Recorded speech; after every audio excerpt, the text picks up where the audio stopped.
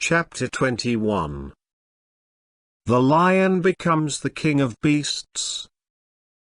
After climbing down from the China Wall, the travelers found themselves in a disagreeable country, full of bogs and marshes and covered with tall, rank grass.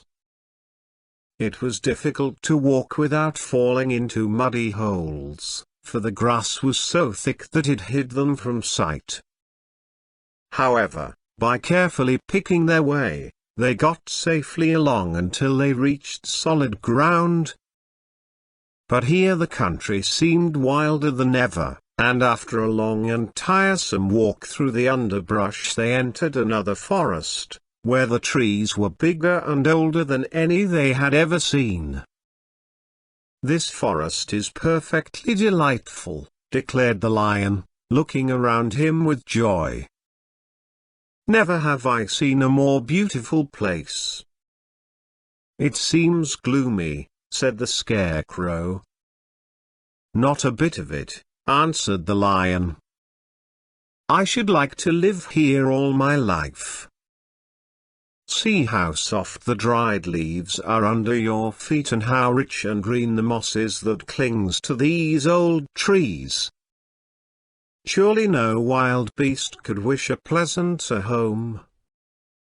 "Perhaps there are wild beasts in the forest now," said Dorothy. "I suppose there are," returned the lion, "but I do not see any of them about." They walked through the forest until it became too dark to go any farther. Dorothy and Toto and the lion lay down to sleep, while the woodman and the scarecrow kept watch over them as usual. When morning came, they started again. Before they had gone far they heard a low rumble, as of the growling of many wild animals. Toto whimpered a little, but none of the others was frightened, and they kept along the well-trodden path until they came to an opening in the wood, in which were gathered hundreds of beasts of every variety. There were tigers and elephants and bears and wolves and foxes and all the others in the natural history, and for a moment Dorothy was afraid. But the lion explained that the animals were holding a meeting, and he judged by their snarling and growling that they were in great trouble.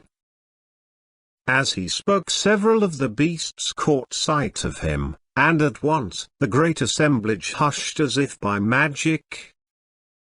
The biggest of the tigers came up to the lion and bowed, saying, "Welcome, O King of Beasts.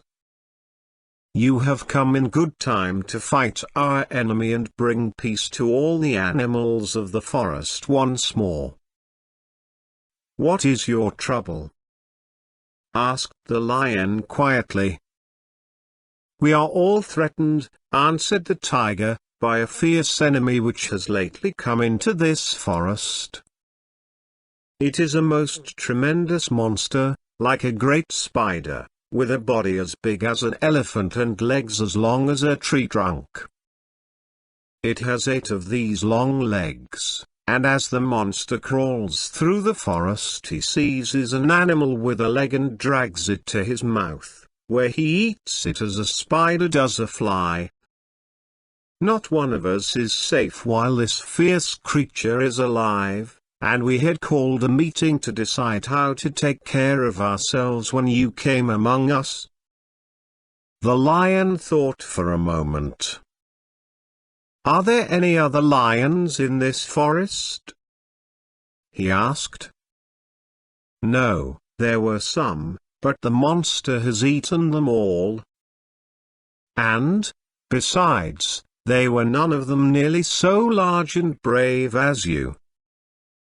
If I put an end to your enemy, will you bow down to me and obey me as king of the forest?"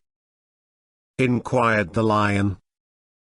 "We will do that gladly," returned the tiger, and all the other beasts roared with a mighty roar, "We will."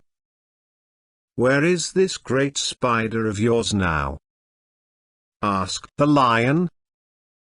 "Yonder, among the oak trees," said the tiger, pointing with his forefoot.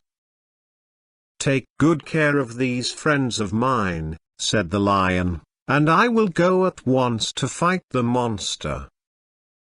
He bade his comrades goodbye and marched proudly away to do battle with the enemy.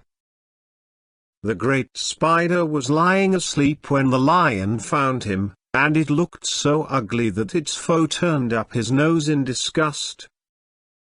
Its legs were quite as long as the tiger had said, and its body covered with coarse black hair. It had a great mouth, with a row of sharp teeth a foot long, but its head was joined to the pudgy body by a neck as slender as a wasp's waist. This gave the lion a hint of the best way to attack the creature, and as he knew it was easier to fight it asleep than awake, he gave a great spring and landed directly upon the monster's back. Then, with one blow of his heavy paw, all armed with sharp claws, he knocked the spider's head from its body. Jumping down, he watched it until the long legs stopped wiggling, when he knew it was quite dead. The lion went back to the opening where the beasts of the forest were waiting for him and said proudly, "You need fear your enemy no longer." Then the beasts bowed down to the lion as their king, and he promised to come back and rule over them as soon as Dorothy was safely on her way to Kansas.